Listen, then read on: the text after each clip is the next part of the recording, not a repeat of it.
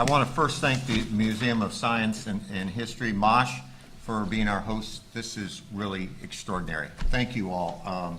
One, we're a partner here, and we appreciate that, but this is just what a great venue, and it's kind of nice to see, one, the investment we have, but the displays, and thank you all for over the years helping us be a partner, and also on behalf of our board and our ratepayers. Thank you. Y'all are doing an awesome job. Hopefully we'll be back. At this time, if I can ask everyone to stand for a moment of reflection, and then our Secretary, Helen Albee, will lead us in the pledge. So if everyone will stand for a moment of reflection. Thank you all. And the flag is to your left.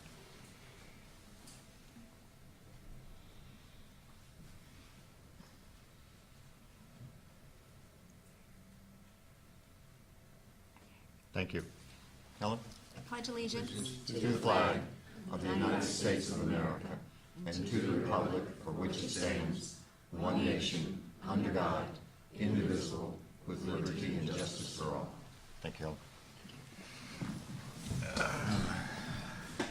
Colleagues, if you all will look, I need a motion to adopt the agenda that is in your books or on your iPads. So moved. Second. All right, it's been moved in second. All in favor of the adoption of the agenda, say aye. Aye. Opposed, show it nay. Safety briefing, Suzanne Goss, Legislative Affairs Specialist. Hey there. Hi, how are you? What a nice venue First for. safety hazard, there's an object. Large, I'm not sure what that thing is, I'm not touching it. Welcome, Suzanne. Good afternoon, Mr. Chairman. It's a pleasure to see you. I'm not sure what's going on behind me. And members of the board, very nice to see you this afternoon. Okay, we're in a little different venue, so we have some differences on safety here. So in case of emergency and we need to evacuate, we're going to be going out the marked door here. So please be careful of any hazards, and there are plenty of them here in this room. So you've got your chairs, you've got some stairs. There are no handrails, so just be caution. Take caution when you come down the stairs. Your safety buddy, typically we look to the person to our right. So if you have anything that you need to whisper to them in regards to making sure that you exit safely, please let them know. We will be exiting this door here and then meeting in the parking lot of the Prudential building just across the street. There's a few lucky people who brought umbrellas, so if it's still raining, you might want to buddy up with one of them. Bud Para, will you please call 911 for me? Thank you. And Patrick, there he is. He's agreed to take care of security for us. Fire extinguishers and pull stations, I believe, are located in the room here. Fire extinguisher, and then the emergency alarm system is set up over there by the door. As we know, we don't try to fight fires. We're not in the business of fighting fires, so the only reason we'd use a fire extinguisher would be to make sure we can exit the building safely. If you are CPR certified, please indicate so. And are you willing to assist if needed? Very good.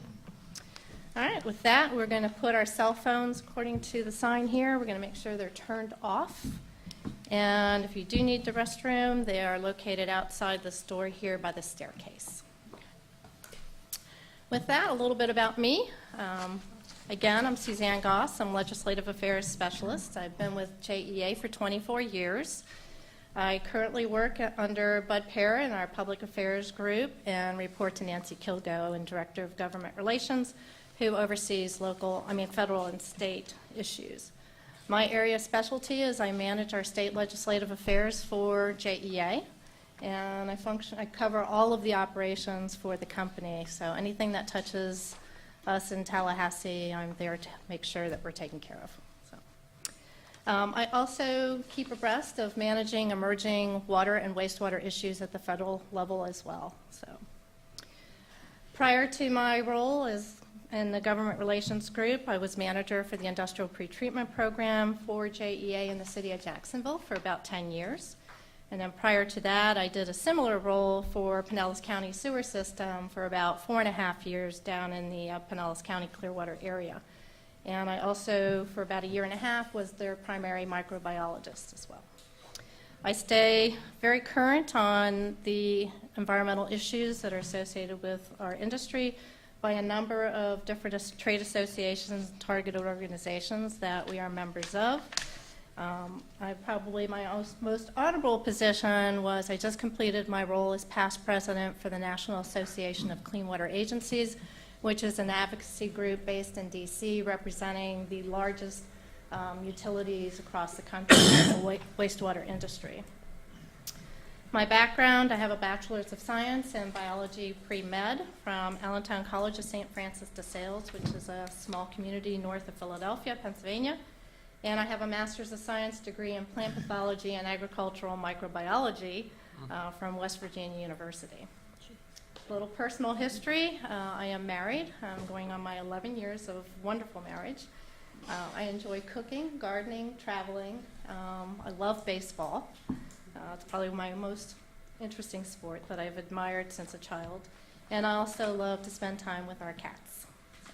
I do a lot of volunteer activities, mostly for sports type activities. I've been with the Players Championship as a volunteer since 1991, and currently have been in a leadership role for about most of that time as the apparel chairperson, overseeing all of the volunteers' uniform distribution and managing a small volunteer apparel store. And I also have done other golf tournaments and do some volunteer activity with a group called St. Michael's Soldiers, which is based here in Jacksonville, and they focus on raising money and putting together care packages for our active military personnel around the country. So that's a little bit about me. Any questions? Suzanne, thank you. Thank you for your service, and thank you for what you're doing. And I can attest that Suzanne is in the halls of Tallahassee working the leadership. I see her a lot, and she does a fantastic job. Thank you. Continue seeing you in some capacity. Thank you. Bad pennies always show back up. At this time, I'd like to welcome Maria Haynes, who is the Executive Director of MOSH, and she is our hostess. And thank you again on behalf of the board and for having us. Great, Maria. thank you. It is it's such a pleasure to have you all here. Rarely do we get our partners to come and spend this much time with us, especially at this leadership level. So I truly appreciate your commitment to this partnership. As you mentioned earlier, it truly is a partnership. Some of you who've been around for a while might know that this is our second exhibit with JEA. The first was a 10-year partnership, and although it was I can't even remember what it was called, but it addressed water. And under that exhibit, like I said, although it wasn't under my tenure, we certainly learned some lessons. And when we went into this partnership and renewed the partnership for JEA Power Play, we took those lessons and really folded them into the planning and design. And I will say that what we have with JEA as a partnership has truly become a model for how we do business with partners. It's very interesting. One of our, when you came in, the giant mouth, that partner is Baptist, and so I'll be happy to share this with you. That when we had the Baptist leadership here last year through a different Race Are We So Different exhibit, and they came and they saw the JEA exhibit. They said, "Ooh, we want that." And so since that time, we have developed as well a brand new sort of entry into a different kind of exhibit with them and a different kind of partnership. What makes this one so special is, for example, today, you being here, but I would say some of these people have become very good friends of ours and have almost stepped in as partners at a staffing level. And I say that in that we all worked very closely together, became very dependent on each other, and really integrated all of our expertise and all of our resources into an exhibit that you see out there now that is really on the cutting edge of museum work. I think some of you got a tour of the exhibit earlier with Mike Hornsby.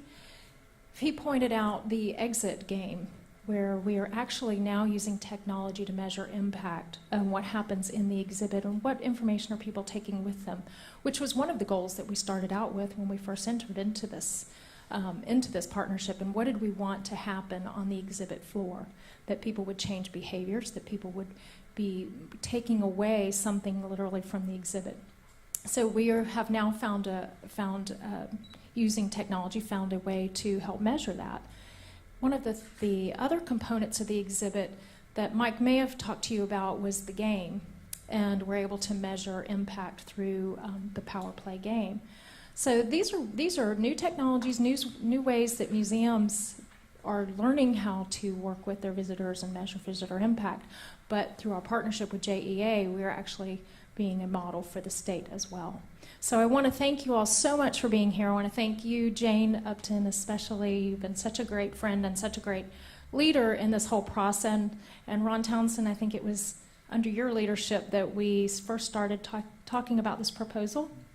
And we're able to open that exhibit in 2013 and continue, hopefully, a next decade of partnership. Thank you all so much for being here. And then I get to introduce Eddie Whistler.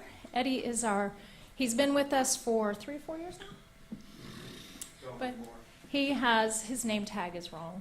He has just been promoted to Director of Planetarium and School Programs. So I am so thrilled to introduce him to you, and then I think you're going to lead us through some lessons learned. Sure. So, would you like me to demonstrate out on the floor like I do I see shaking hands. Yes. Okay. Yes. Sounds good. So, every day we open up these doors, and folks of all different types and persuasions come in and sit down. Sometimes we have a packed theater, and sometimes we have 2 or 1 or 3 people sitting right up in the front. And so I've seen a lot of different audiences in here, and I've got to say this is a new audience that I've talked to in here, this scenario with microphones at each chair and such. But a lot of times my goal is to tell a story about something that humans know, whether it's about matter, whether it's about energy, whether it's about just how science works. I'm looking to tell that story by taking a series of experiments and adding them all up so that by the time we're done, we've told a story about something that humans know. And a lot of times we're using things that we can't use currently because they are in the splash zone. So if you go to SeaWorld and you're in the splash zone, but here in the Science Theater you don't want to be in the splash zone. It's more than just being wet. We pull out the Tesla coil and there's 8-foot sparks that come out right about where they're sitting. So we won't do that. But some Thank other you. things. What was that? Thank you. Oh, okay, you're welcome. Other things, now I might need to kind of go and grab because we put things in places so that this can happen. But one of the things that we have access to is compressed air. And this can make some things come to life for us. And something else that we have access to, which is a very exotic material, is liquid nitrogen. We're going to use the liquid nitrogen to show something basic and fundamental about air. And this is something that's true whether we change air's temperature by 1 degree Fahrenheit or whether we change it by 400 degrees Fahrenheit, which is what we're going to do now. So, if I go ahead and take, and Maria, just give me a shout whenever we have like 4 minutes left because I can do this for a long time. Some of this will be old knowledge for some of us in here, but some of it will be new knowledge, and that's always interesting. And you might know it, but you might not have seen it in this particular way. So, liquid nitrogen is 320 degrees below zero.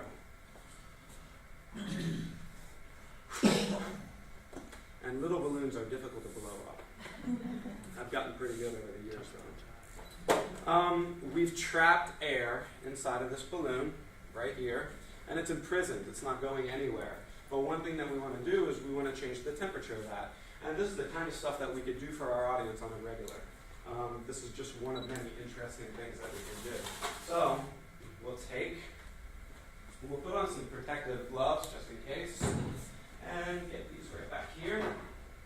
Now I'm suited and ready to go with our liquid nitrogen as soon as I get these on. I'm going to collect some of this liquid nitrogen into this plastic dewar right here. Really thick and can keep the temperature at the temperature it needs to be at. And release a little pressure. then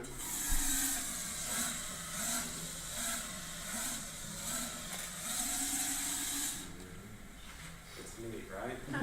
Okay, so I guess you could say it's cool. 320 degrees below zero, and if you listen, it's boiling at room temperature. It cannot stand room temperature and remain a liquid. So we'll add a little more, and we'll go ahead and we'll take our air, and we'll go ahead and we'll drop it into the liquid nitrogen. Push it down in. And then, did we hear something pop? Didn't hear a popping balloon, right?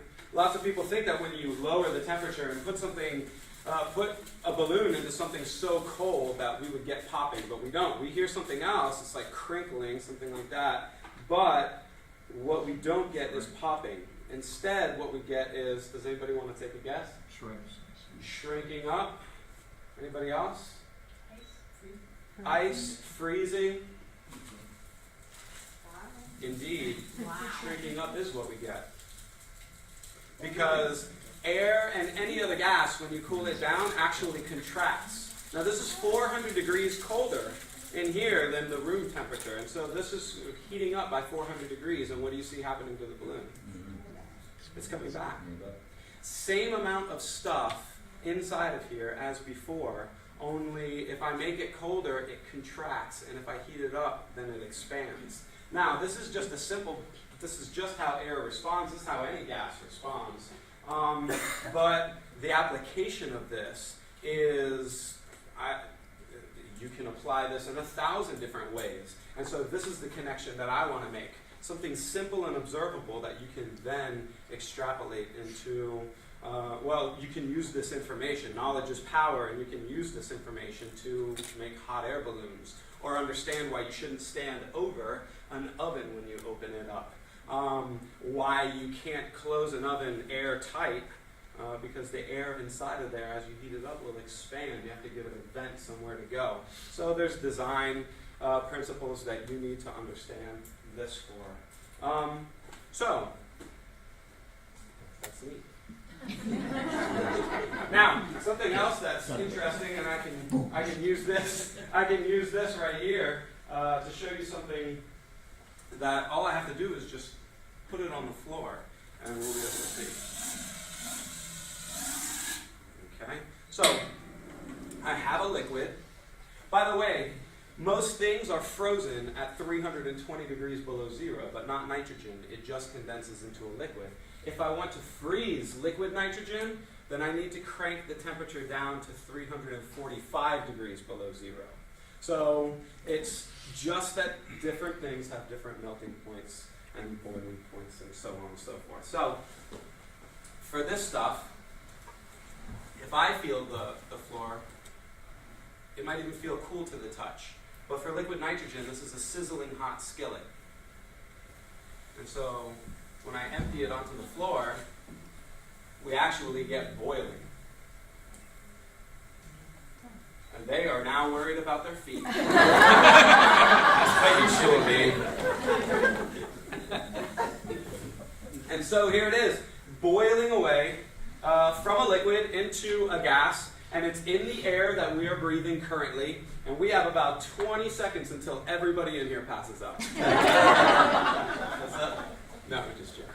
So, this is matter behaving in a way that we all are familiar with, but we seldom see liquid boiling into a gas at the temperatures of the room. And so having access to equipment like this, and by the way, being able to supplement it with the monitors that are up there and the program that we have running back here is extremely powerful. Because we have other presentation stuff going on, I'm not able to flex that for you, but you're welcome to come by on any regular old day and come visit us here, and I'll show you what's capable given our software and the hardware that we have back here, and how we supplement our educational material with the monitors. Because after showing the audience this, we go directly up to the monitors in order to help reinforce what we've seen with pleasurable visuals and audio. So that's what we do here, and thank you, Maria, and thank you to JEA for making this possible.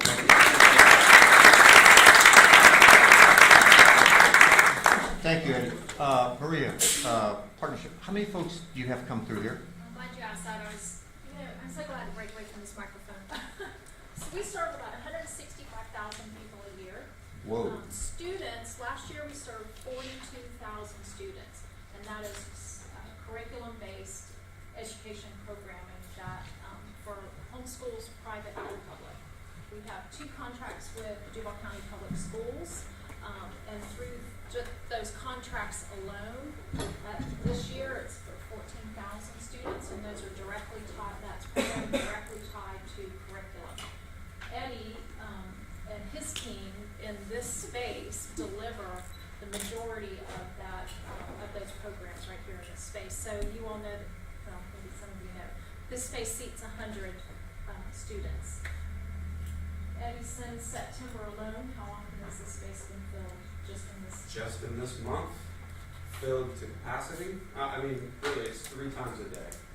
Yeah. And you think about the way that they're coming in and coming out. So that's serious impact, and I want you to leave with that, knowing that this space is a truly energetic, dynamic education space.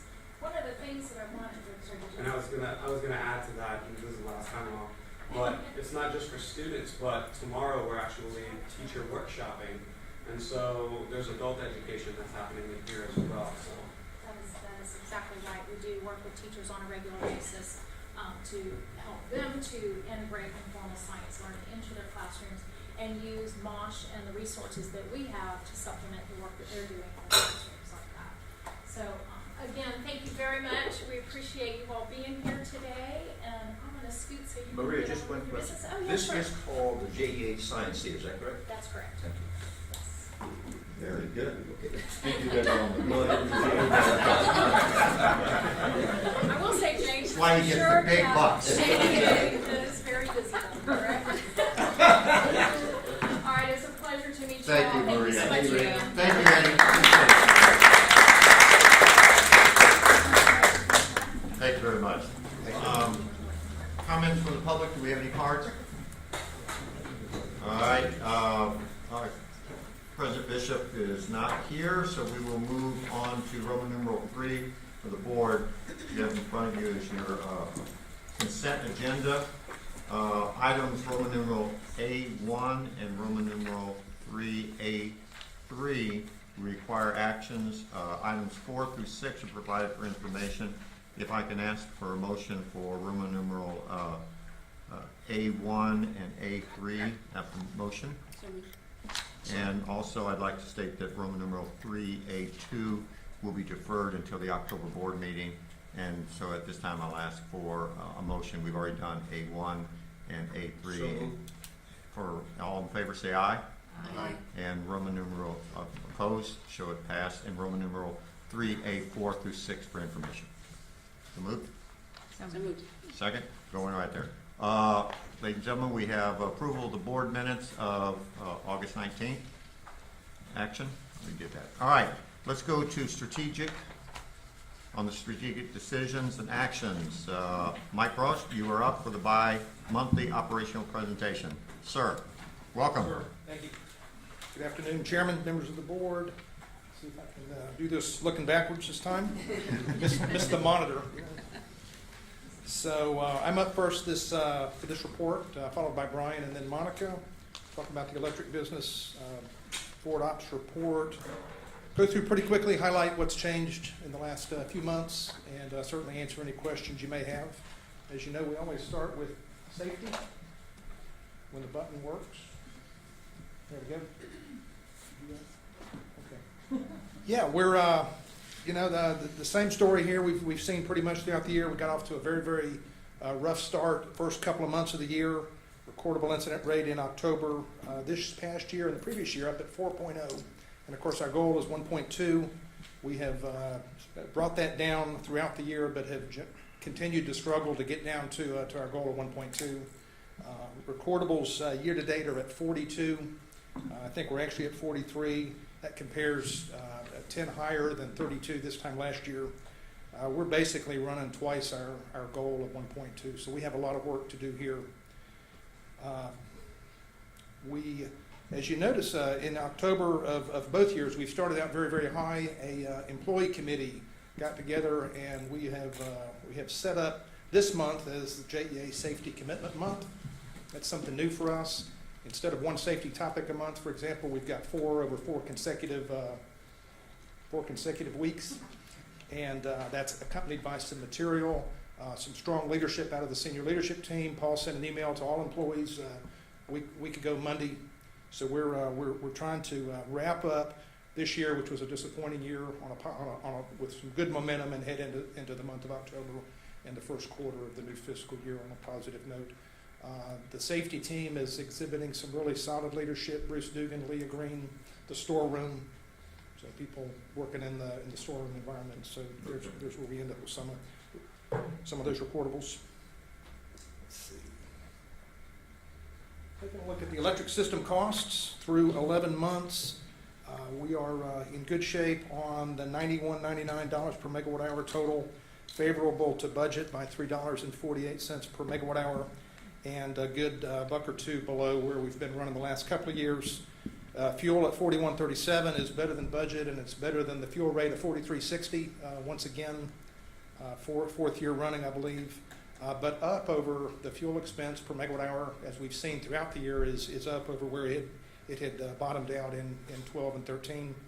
On the non-fuel side, 50.62 is a very solid number, favorable to budget by $2.78, and about $4 compared to the last 2 years. So doing real well on the electric system costs. Fuel about where it was last month, about $5 deficit, 500 in revenues, 505 in expenses, and of course that accounts for the fuel refunding we had last summer. 26 million came off the revenues. Looking at O&M and capital, forecasting to be about 43 million favorable to budget, and generally in line or favorable to the last couple of years. That 43 million, 28 million is going to cover revenue shortfalls from budget. Actual revenues to budget are down 28 million, and that leaves another 15 million that can go for whatever Melissa Dykes and the board directed, debt reduction or shoring up some other reserves. Yeah. So another good year on the electric system I think cost. the word there is debt. Yeah. You're competitor here. Electric system reliability metrics, you can see the history, the trend line. We've significantly reduced outage frequency and duration over the last 6 or 7 years. This year has been one of stability and locking in prior year gains. The typical JEA customer sees about 1.6 outage a year and a little over an hour in combined outage duration. Semi-5 customers experiencing more than 5 outages in the last year. That number is trending down. It bottomed out actually previous month at 2.17, ticked up a little bit last month at 2.41. 2.4% is about 10,000 customers, and that's our new zeroing in on specific customers instead of looking at the average. So we continue to manage them. Do you know where they are? Yeah, absolutely. And we have them prioritized worst to least worst, and we're working them in that order. Right. Making a lot of progress. We'll continue to roll that into the next year, probably 2 fiscal years, until we get that down to, our ultimate goal is about 1%, which is where the Florida IOUs reportedly are operating. Right. Transmission fault line frequency dipped down, but then back up. The last couple of months, that's obviously susceptible to the thunderstorm seasons we've been having this summer. On the generating fleet side, our environmental compliance remains very solid. We had an uptick in, actually a trend line up for the last couple of months on generating JEA fleet reliability, forced outage rate, 3%, 2.5–3% is okay from a benchmark comparison. It's more or less in line with where we've been running the last 2 or 3 years. It's much better than where we were back in the 08 to 2010 timeframe. Through the summer, we actually had some outages at Northside due to lightning. nearby lightning in the area took out some generation a couple of times. We had on, you see the breakout there in that box, record-setting performance at Brandy Branch Combined Cycle at 0.5%. That's unheard of, and in the history of that unit, that's the best it's ever done. SGRPP at 1.5. SGR north side 2, the CFB unit is up at 7%. We had a 1-week outage August and a 1-week outage in July, actually due to the shift that we made this past year to coal. Coal is actually more abrasive and corrosive in nature. Unlike petroleum coke, which comes out of the bottom of the refinery, coal comes out of the ground. It's got about 10% ash. That ash is silica, iron, and some metals. So it's a lot more corrosive, and it actually contributed to some tube leaks on 2 occasions. Interestingly, Unit 1 does not seem to be doing as bad, but this is a shift we're going to have to look at. Both units are due for a planned outage this fall, about a month each. It's been 24 months since they've had a major overhaul, so they're going into an outage this fall. When they come out, we're gonna run to about a 50-50 mix for a period of time and assess and evaluate that. But that's the explanation on the higher E4, particularly for Unit 2. On the 50-50 mix, Mhm. will you need to use lime? Yes. You will need to use lime. Yeah. And of course, with 100% coal, we were down to no limestone, Yeah. and significantly less byproducts. This does not change our thinking and strategy on byproducts Okay. disposition. So we do have disposition handled. Plans, yes. Okay. And we're going to be down a month, you say? Sir? A month down. Yeah, a month staggered, so it's a month and then a month with about a week overlap.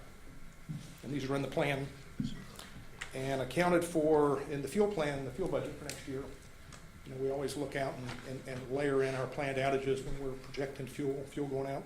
So this, again, compared to budget of 12 to the good, we ended up with 5 deficit, but in the budget, we didn't have the 26 million refunding. So when you add the 26 back in, we're actually favorable to the budget for this year. End up the year about where we started at 104 million. And at this point, are expecting a surplus of 38 million next year, looking at our projected fuel expenditures against the 4360 rate.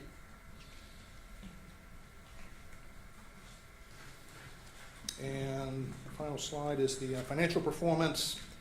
This really hasn't moved a whole lot over the last few months. We are up 2.2% unit sales over last year, about 4% under budget. Revenues are up 3.8%, operating expenses up 5%. Most of that is in the fuel, about 40 million going from 461 last year on the fuel to the 505. Net revenues 1%. R&R debt service is up a little bit, about almost 9 million over last year. R&R and OCO calculating out at 98 versus what we actually plan to spend, which is 90 million in the capital fund. So that'll move 8 million of surplus forward into the fund, capital fund.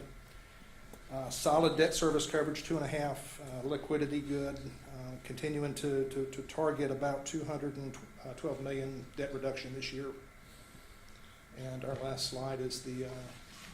So even though we have reduced debt considerably over the last few years, our debt service costs were a little higher. Yes.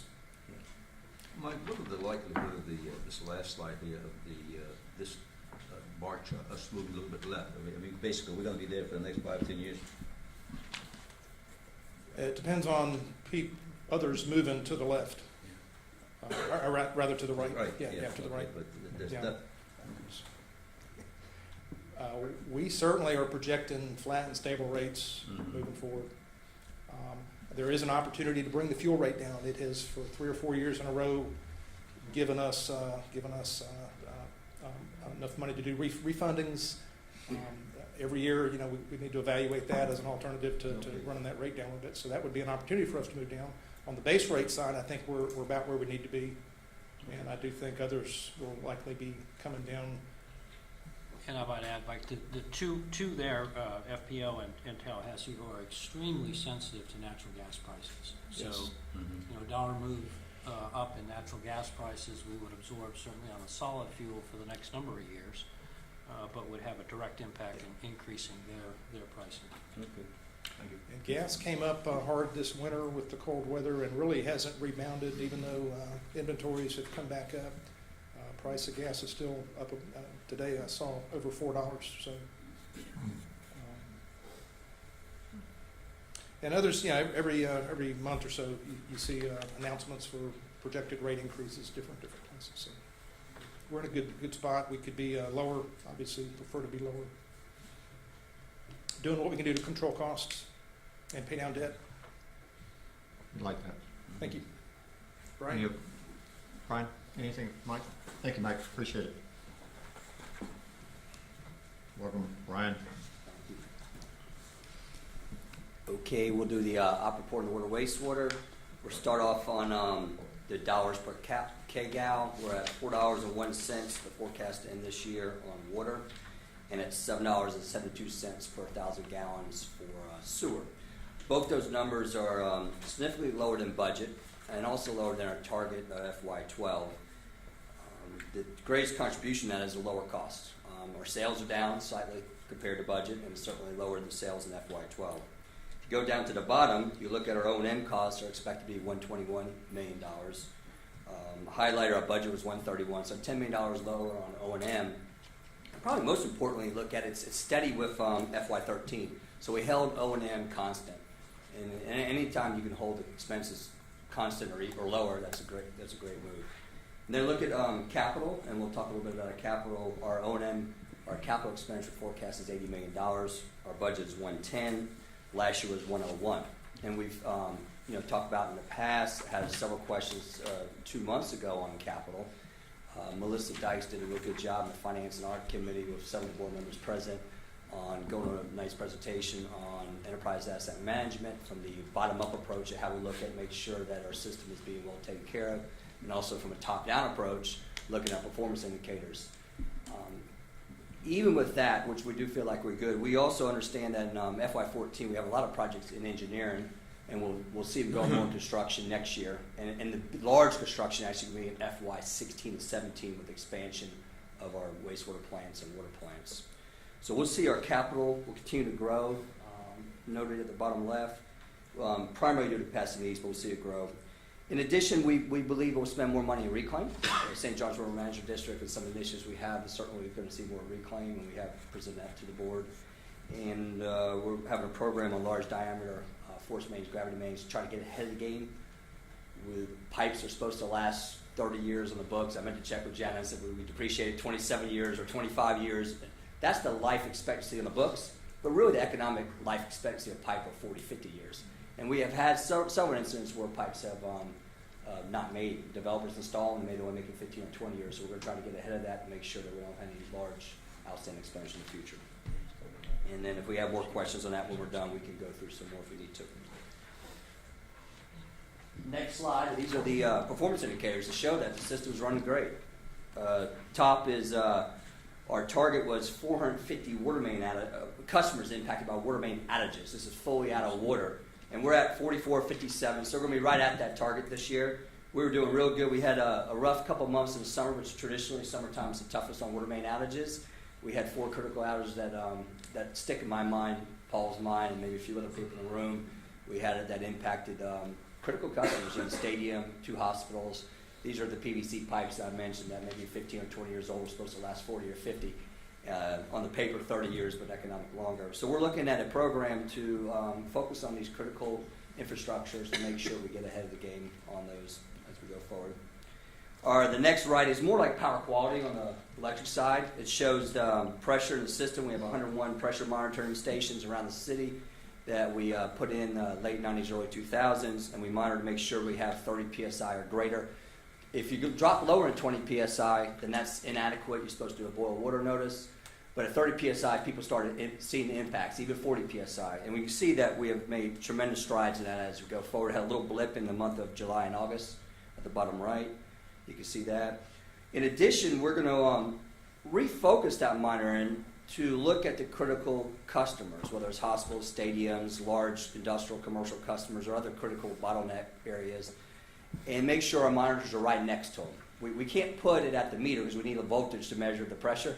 and the water doesn't have voltage or electricity to measure, but we're going to make sure we have places within a few hundred yards of any critical site, so we have a better communication. We do have outages.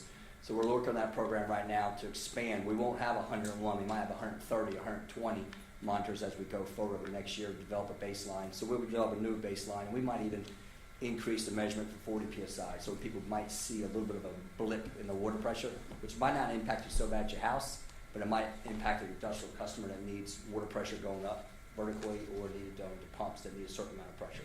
So we'll continue to expand our metrics there. The bottom right, got a good example this morning. Our priority tickets on What's the customers. normal pressure now? 60 psi, we had a discussion with my whole staff yesterday, and 60 psi is what engineers expect in the street. When you actually design a facility, you do a FIFO test to find out is it 55, is it 65, but 60 is kind of the standard psi when you're running. And then we have some places where the elevations will be different. If you're at a high point, you might have a little higher there or what have you, but 60 is the number. Good question, Mr. Bauer. The bottom right, customer response time. This is when we have about 25,000 tickets. This year it's going to be over 28, 30,000 tickets where people call and say you got an issue. So I'm driving down Beach Boulevard this morning by Methodist Hospital. Oh, that's Memorial. Sorry, University Boulevard. I knew I wasn't too far off. And the water is on the right-hand lane is filled up. And it's not us. It's the stormwater challenge. And so we put a response just to make sure it's not us. And you basically call it in. You have someone go out there and look at it and say, no, it's not us. So that's our customer response. We did what we need to. We didn't solve the problem. We passed it on to the DOT for them to solve the problem they have over there. So we basically responded within 60 minutes, and we're doing a good job of that.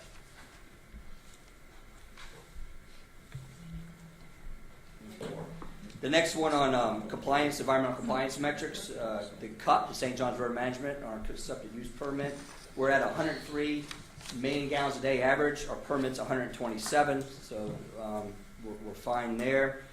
Real good news on nitrogen. We're at 535 tons year to date. We project on the right side in yellow 590 tons, under 600 tons. The plants are running great. We had a little challenge about a year and a half ago, and throughout the winter, and been running really. Arlington East and Buckman are running great. So that's real good news we have here, and I even hope to maybe bring in 580 or something next month to finish the year. The bottom right, sanitary sewer overflows. We are have 33 year to date. We've averaged 30 in the last 5 years. We're right at that average. But we may want to make a note on in the blue box there, the quote from the FDEP. They did an audit of JEA about 3-4 months ago with the environmental group. Since 2007, JEA has reduced the number of SSOs by almost 60%. However, it must be stressed that the volume of SSO has been reduced by 90%. So the instances we have are a lot more minor than anything. And we're a leader in the state in those numbers. And SSOs per 100 feet of pipe. Going into the financial performance, the highlight on that is $32,774 million is our forecasted unit sales. That will be the lowest since 2002. That is 12 years. That's why we added, I don't have the number, Melissa might have it, but we've added probably at least 50,000 accounts since then, and our volume is lowest since then. We are 25% off the volume of our peak at 43 billion gallons of water. So what we're doing is working. We're preserving the aquifer, the conservation messaging that JEA does, the more efficient appliances that customers choose to purchase, the tier rates we put in place, the economics since 2008. All people look at how we spend money, and I think that's certainly been an inflection point. And we do acknowledge that rainfall the last 2 years has been steady, but it's certainly less than the average 30-year average of 52 inches of rain. We'll probably end up the year somewhere in the high 40s, but it's been steady. So it's been a little bit wetter than it was prior to years that were dry. But good performance from a cup point of view. The second one, sewer sales are actually up 1.2%. So they're at 25 billion compared to 24.7 last year. That could be attributed to 6,000 new accounts. And then sewer should not be impacted by irrigation as much. There are some customers who use both water and sewer on their 1 meter, but new customers, sewers will go up. So we kind of bottom out at sewer, and we should continue to see a little bit of growth on sewer. The revenues in the blue box, $377 million from system sales compared to $373 last year, up $4 million. That 1% increase is strictly attributed to the new accounts and sewer revenues. Expenses mentioned before, O&M expenses to be $10 million below budget, right at parallel with last year. doing a good job on managing that on a daily basis and a weekly basis. Metrics at the bottom left, the metrics are strong. You need to have a good, strong metric for debt service and days cash when you have a debt-to-asset ratio of 57%, where the average industry for a utility like us is somewhere in the 40 or lower. And of course, our debt, we're still at a little bit below $1.9 billion. I do believe we'll be able to pay down a few $100 million over in the next 5 years, but we'll still be $1.5 billion or higher. It's a lot of debt. And before my hair is totally gone. Compared to your revenue base, it's a pretty big ratio. It sure is. You know, if our revenues are less than 400 million, you got a debt of 1.9. That's 5 times, and tremendous to move that. The water sewer rates right in the middle. Maybe proactively ask Mike about where we would stand on electric. I mean, water, we plan on holding this and continue to manage the debt and keep O&M very. I don't know what's the right word. Keep it stable. We know we will have some, if volume goes up, you'll have some increase of variable expenses at times, whether it's chemicals or energy. But our goal is to continue to run the business in a stable manner, invest in the capital for long term, keep rates steady, and continue to pay down the debt. And I think other utilities are going to have to raise rates to address their infrastructure that JEA has done in the past. Any questions? Any questions, Brian? Part of that is wastewater too, right? On the rates? No. Part of your expenses will be to extend the reclaimed water. Yes, the reclaim. That would be more on the capital side. We mentioned the expansion of wastewater treatment capacity will be a big expenditure, and the reclaim will be a big expenditure on the capital side. Any other questions? Thank you, Brian. Appreciate it. Welcome. Good afternoon. Hi, good afternoon. Well, for today, this is, I'll be able to share close to the year-end results for our customer results. And first of all, to share for residential and commercial, as you're aware, we ended 4 points shy of second quartile for J.D. Power residential, top quartile for our business customers, among the best in the nation. And very happy to share that we did get our first wave of our 2015 business customer satisfaction results, and we had enormous movement up.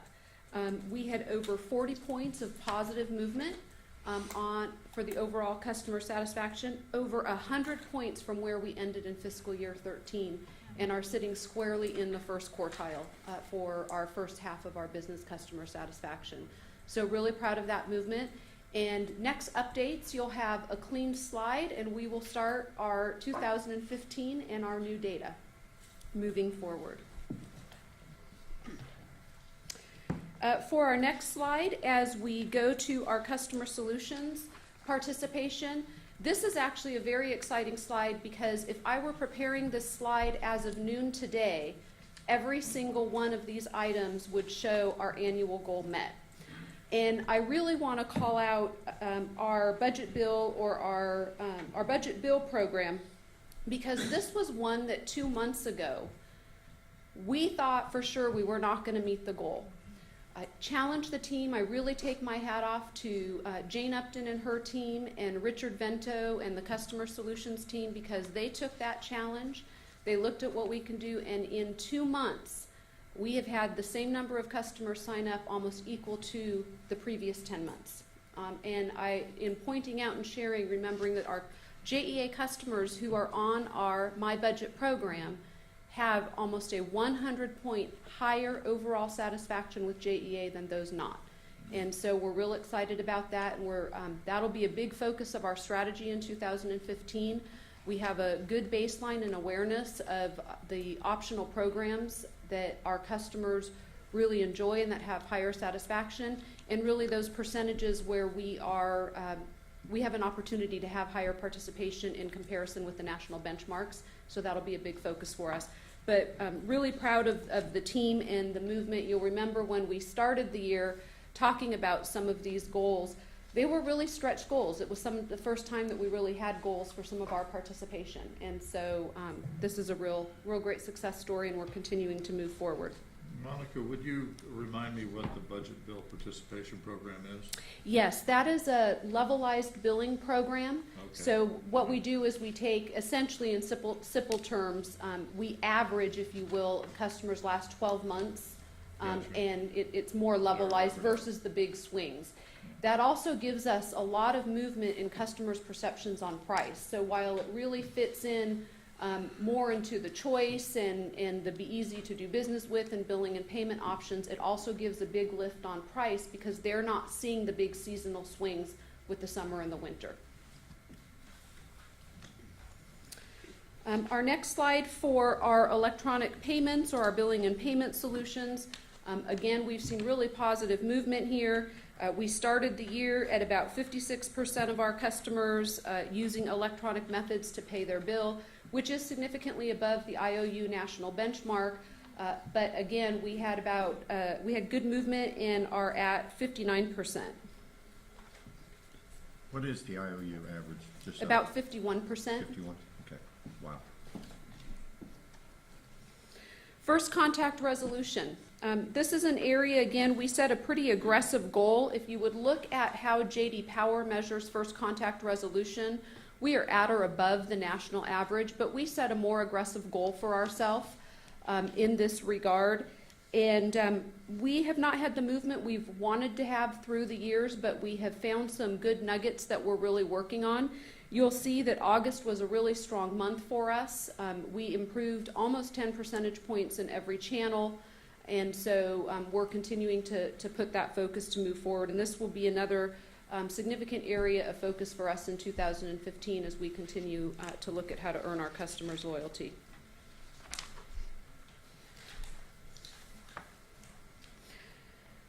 Community service and volunteering was definitely a bright spot for JEA, and a heartfelt thanks to our employees in 2014. You know, when we set our goal for this year, we set it as the same as 2013, which was a record year.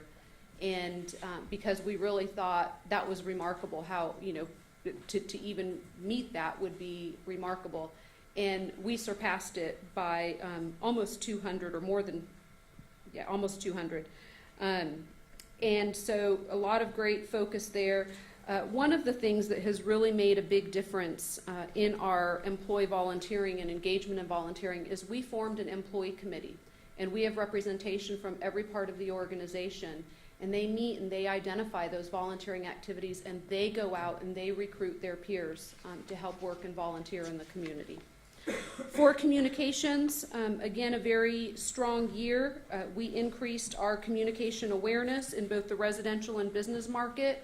We are continuing a strong focus of increasing that because, as we've talked in previous months, the more our customers hear directly from JEA, the more satisfied that they are.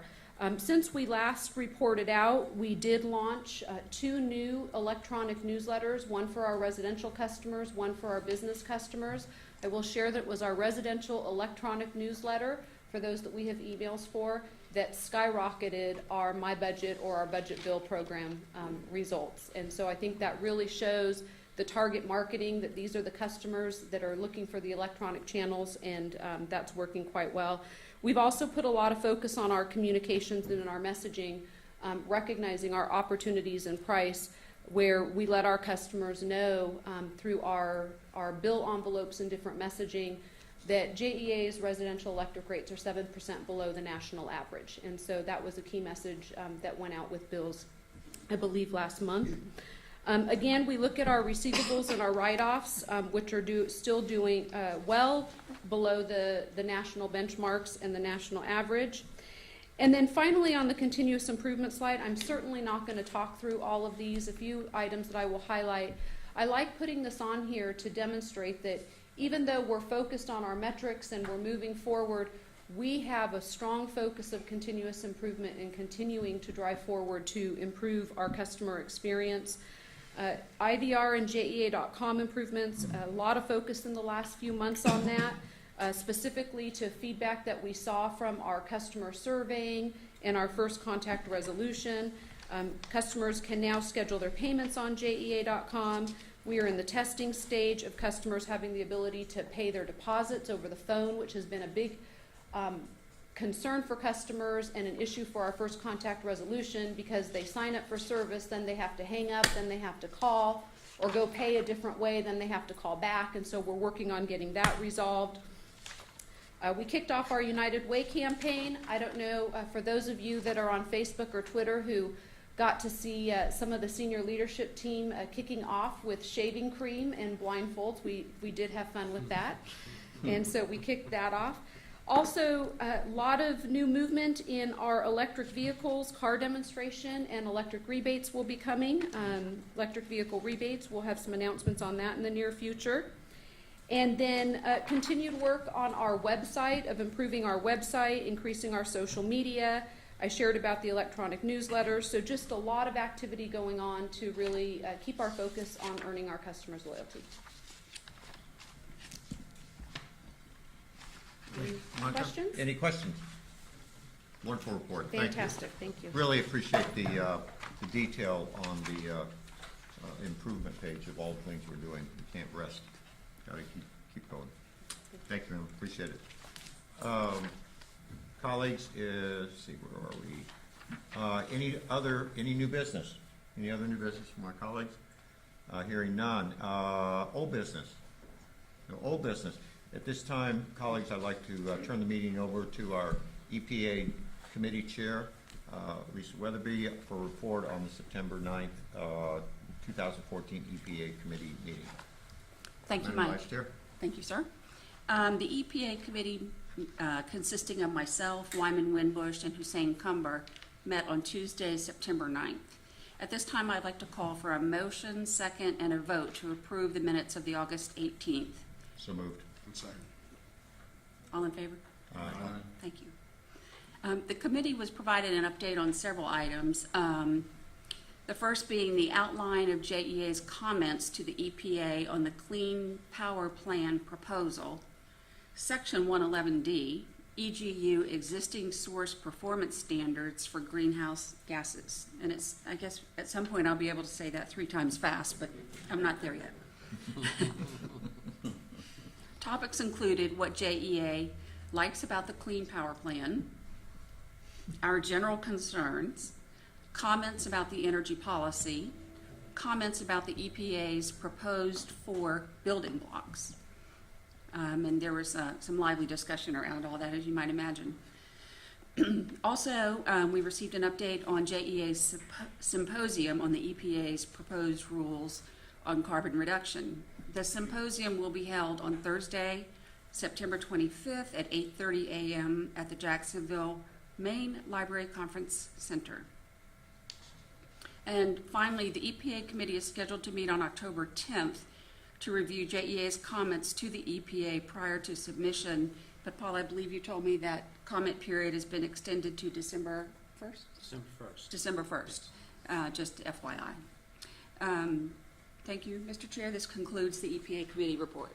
Thank you, Madam Vice Chair. I'm not sure I want to take it away from Paul, but we have a symposium which will be next week, but Paul has been asked by President Daniel Davis of the Chamber to kind of make sure to do a shout out for our symposium at our board meeting. So there'll be about 48 of our business leaders will be there, and I think they're also going to be putting it on the Chamber website to encourage people to be there. It's going to be most important.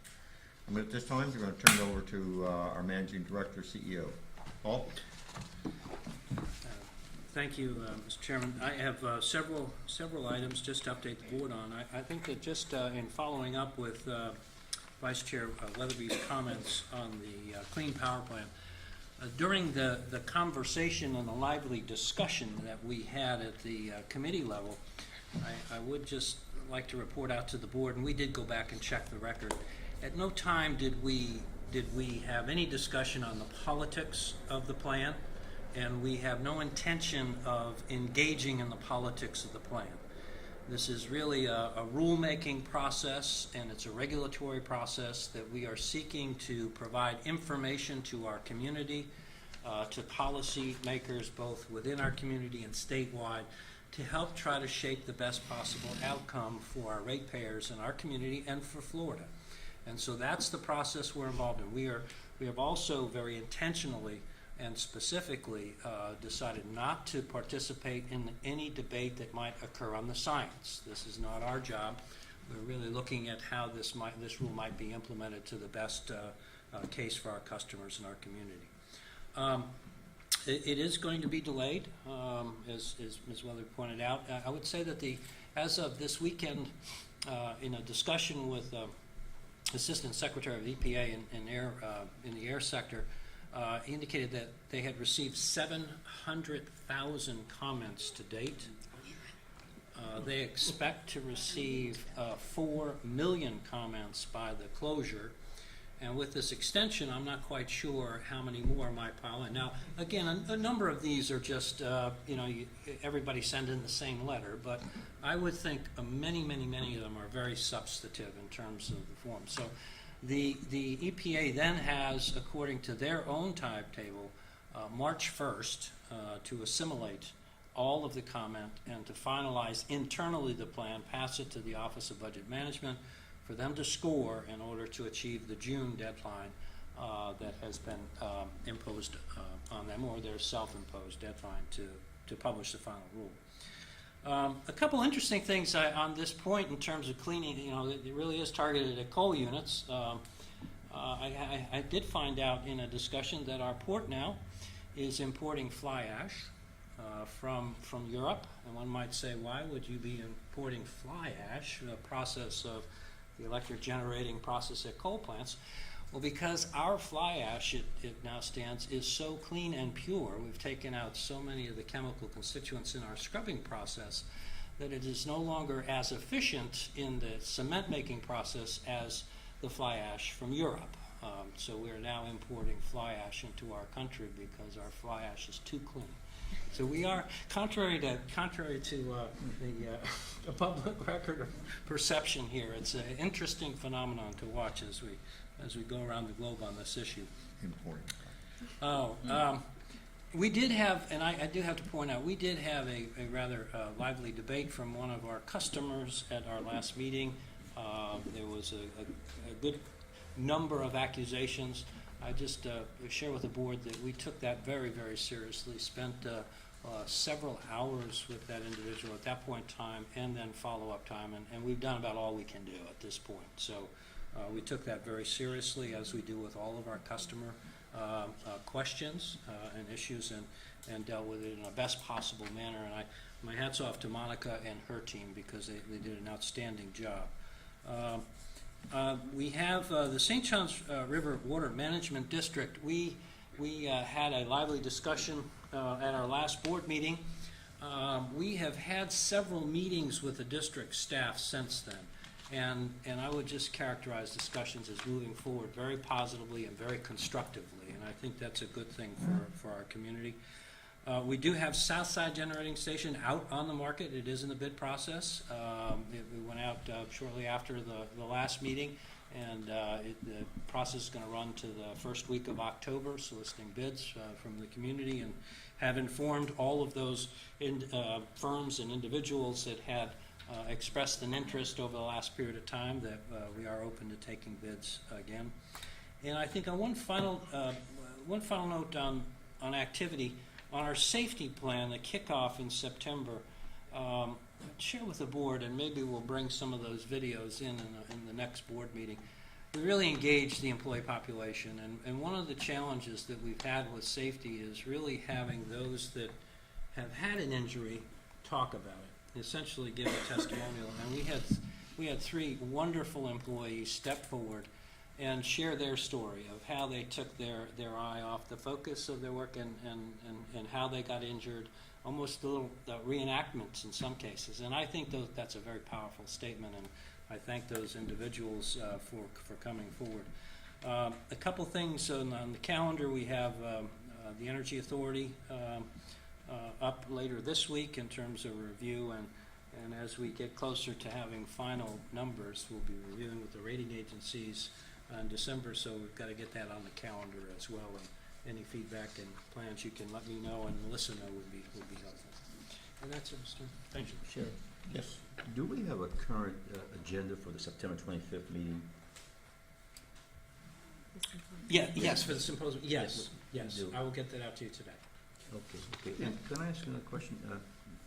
The electric car demonstration, I'd like to at some point hear more about that, see more about that, in particular as it relates to rebates and all that. I'm just down the line, but I guess Monica made some reference to it. I would, good question. We will have that at the next meeting. We'll give you full It's detail. always great that you all are always ahead of us. It's always, it'll Yeah, happen at and the next I'm meeting. just, Very you know, good. we're just like 2 days, 3 That's days good. I like behind, that. and No, we no. just in time, No, but that's we're good. gonna be here. And we may even have a car. Oh, good. Oh, all right. Well, you know which one Mr. Bauer wants. Yeah, okay. Well, we may not have Mr. Bauer's car. Thank you, Chairman, that's okay. Thank A you. red one.